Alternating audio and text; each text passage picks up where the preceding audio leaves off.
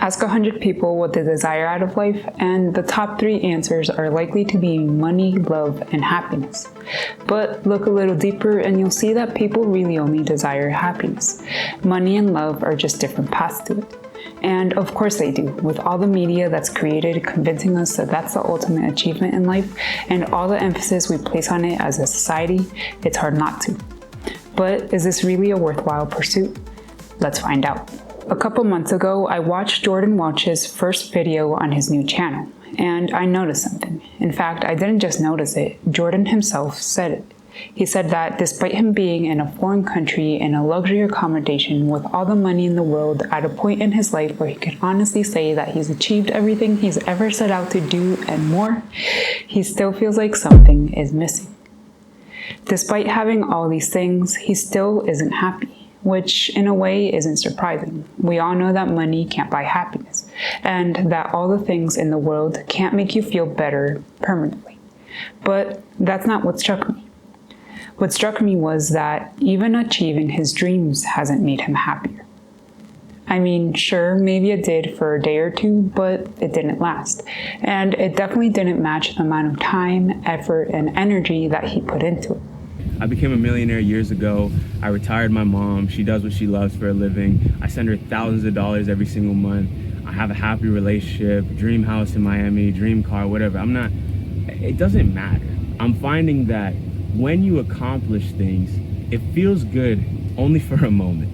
It only feels good for like the day that you do it or the day after you do it. And I thought that I was gonna be like over the moon, elated. I was gonna be feeling like a whole new level of happiness unlocked. And for some reason, it's not that.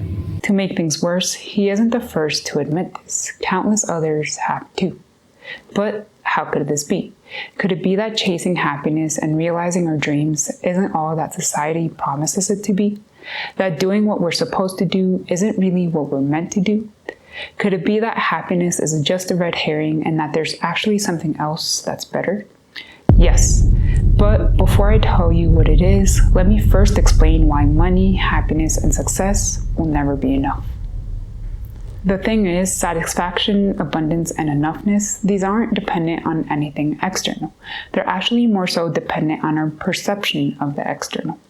We can be the richest, most successful, most famous person and have the most loving partner, but if we never allow ourselves to recognize this, then we'll always see ourselves as poor, unsuccessful, unknown, and unloved.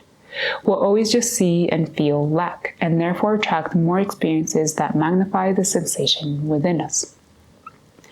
Importantly, these don't necessarily have to be experiences that are objectively bad or lacking, but rather just ones that make us feel more lacking.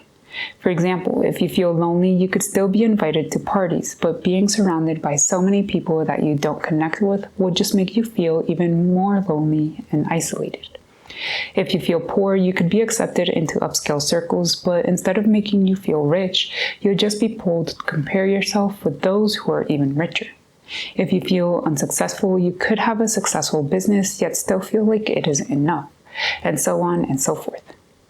So even though they're attaining all these accomplishments, the reason some people claim they aren't any happier for it is because they're doing it with a lack mentality, and therefore they'll never think it's enough.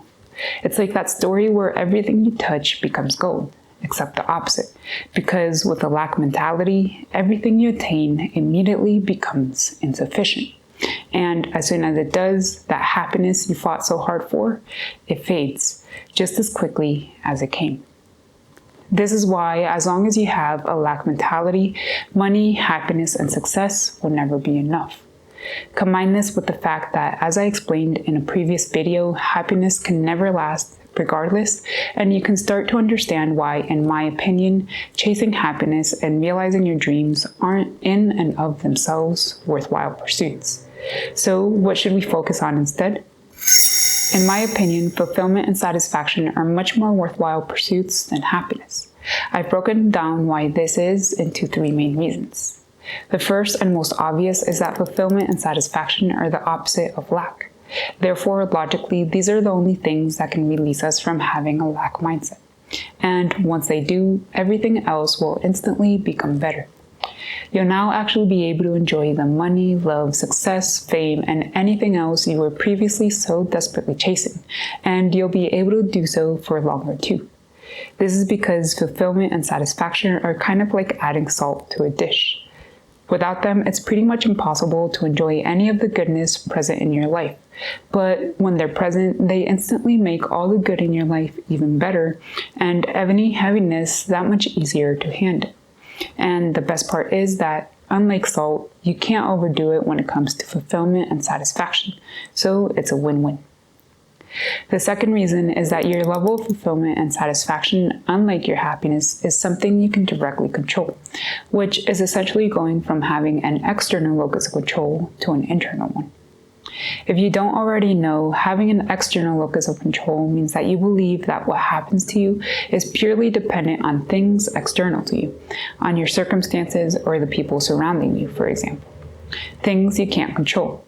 An internal locus of control, on the other hand, is the perception and belief that what happens to you is due to things that you directly have a role in. Your actions, your beliefs, the way you communicate, etc. This is important because, as you could probably guess, having an internal locus of control leads to feelings of empowerment, and having an external locus of control leads to feelings of victimhood and disempowerment. So, by focusing on raising your levels of satisfaction and fulfillment rather than your level of happiness, you'll automatically feel more empowered and you'll automatically experience more emotional stability. Put simply, unlike with happiness, which will either frustrate you when you're unable to attain it or disappoint you when it inevitably leaves, working on your level of fulfillment and satisfaction can only bring you positive results, because either you'll feel that you're at least further along than before, or you'll feel like you already attained them. The last and perhaps most important reason is that, unlike happiness, fulfillment and satisfaction aren't emotions. They're mental states, energetic states. And that means that, unlike emotions, which are necessarily transient, you could theoretically experience these things permanently. So the returns that you get from working on them are infinitely more than the diminished returns that you get from trying to raise your level of happiness. Essentially, more bang for your buck. So what do you think? Is chasing happiness worth it? Leave me a comment down below letting me know. And make sure to check out the other videos of this 3-part series on happiness. I honestly think they have the power to change your life. If that interests you, I'll link them in the description below. As for right now though, thank you so much for watching, and I'll see you next time.